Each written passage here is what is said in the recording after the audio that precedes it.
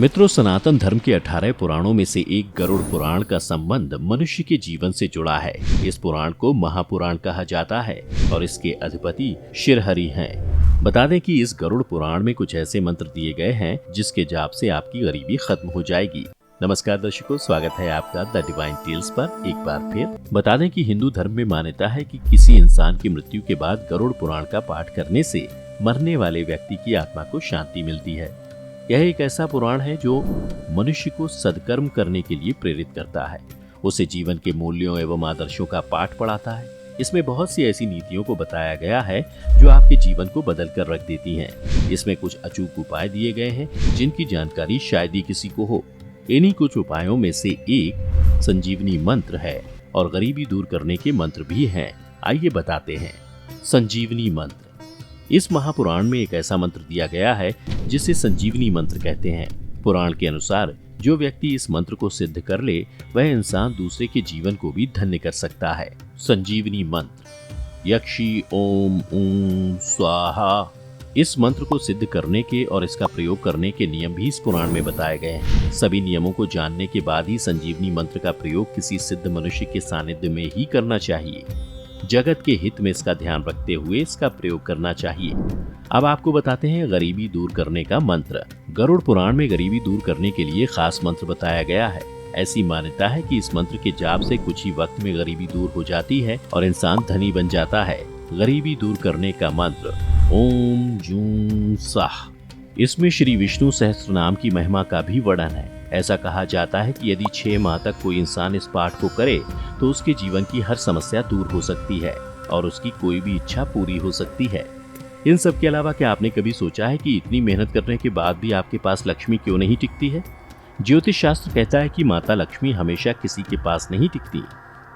जिसके ऊपर उनकी कृपा दृष्टि होती है उसके जीवन में ही वो एक आशीर्वाद के रूप में आती हैं और उसका पूरा घर भर देती हैं। लेकिन माता लक्ष्मी की प्राप्ति के लिए हमें कुछ बातों का ध्यान रखना चाहिए।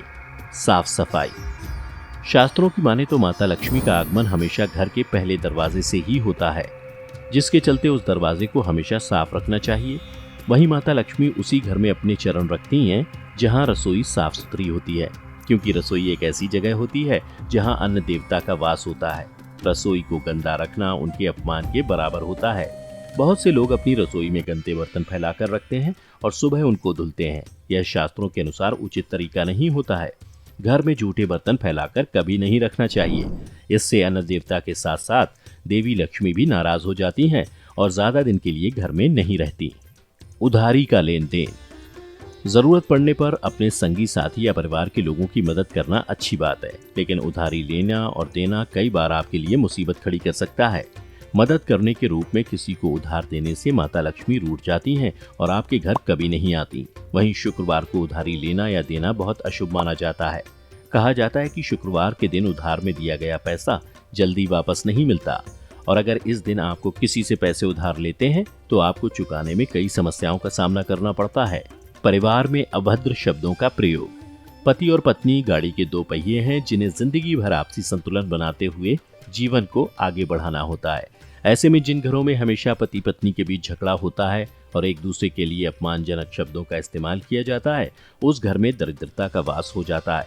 वहां माँ लक्ष्मी ऐसे घरों में कभी निवास नहीं करती जहां पर परिवार के लोग एक दूसरे से लड़ते रहते हैं। ऐसे में अगर आप माँ लक्ष्मी को प्रसन्न रखना चाहते हैं तो घर में भूल कर भी किसी के प्रति अपमानजनक शब्दों का प्रयोग न करें। गलत समय झाड़ू लगाना। मान्यताओं की माने तो सूर्यास्त के बाद घर में झाड़ू पोछा लगाने से हमेशा आपको बचना चाहिए। माँ लक्ष्मी इस समय पर झाड़ू लगाने से रुष्ट हो जाती हैं, जिसके परिणाम के रूप में आपके घर में दरिद्रता अपने पैर पसार लेगी और घर पर आर्थिक संकट छा जाएगा। अगर आप ऐसा करते हैं तो यह आपके दुर्भाग्य की वजह भी मानी जाती है। अगर किन्हीं कारणों के चलते झाड़ू लगानी भी पड़ रही है तो घर की गंदगी को घर में ही रखें, उसको सुबह साफ सफाई के साथ फेंक दें। औरतों का अपमान। जिस घर में औरतों का अपमान होता है या उनके साथ मारपीट की जाती है, उनके घर में भी कभी माँ लक्ष्मी का वास नहीं होता है। इतना ही नहीं, माँ उस घर की सुख शांति सब भंग कर देती हैं। घर की औरतें भी माँ लक्ष्मी का ही रूप होती हैं और उनमें मर्यादा, लज्जा, स्नेह और ममता जैसे गुण होते हैं। इसलिए घर की स्त्रियों का खास तौर से सम्मान करना चाहिए। औरतों का सम्मान करने वाला व्यक्ति जीवन में कभी भी परेशान नहीं होता और माँ लक्ष्मी की भी कृपा बनी रहती है। बड़े बुजुर्गों का अपमान। एक परिवार की नींव बड़े बुजुर्ग होते हैं, उनका अपमान भगवान के अपमान के बराबर होता है। सोचने वाली बात है, आखिर क्यों माता लक्ष्मी ऐसे घर में आएंगी जहां भगवान का अपमान हो रहा हो। ऐसे घरों को माता लक्ष्मी का आशीर्वाद कभी नहीं मिलता। इसलिए कहा जाता है कि अपने बड़े बुजुर्गों का भूल कर भी अनादर ना करें और जहां तक हो सके उनकी सेवा करनी चाहिए। ध्यान रखें, जिस दिन आपकी वजह से उनकी आंखों से एक भी आंसू गिरा, उसी दिन से आपके बुरे समय की शुरुआत हो जाती है। तो मित्रों, आपने जाना कि गरुड़ पुराण में बताए किस मंत्र के जाप से खत्म हो जाती है गरीबी।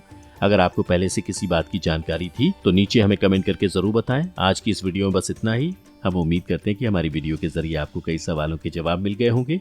अगर ये वीडियो पसंद आई हो तो इसे लाइक और शेयर जरूर कीजिएगा। अगर आपने हमारे चैनल को सब्सक्राइब नहीं किया है तो जरूर करिए। इसके साथ ही मुझे दें इजाजत। इस वीडियो को अंत तक देखने के लिए आपका बहुत बहुत शुक्रिया। और हाँ, अब आप हमारे सभी वीडियो फेसबुक पर भी देख सकते हैं, जिसके लिए आपको फेसबुक पर द डिवाइन टेल्स के पेज को लाइक और फॉलो करना होगा।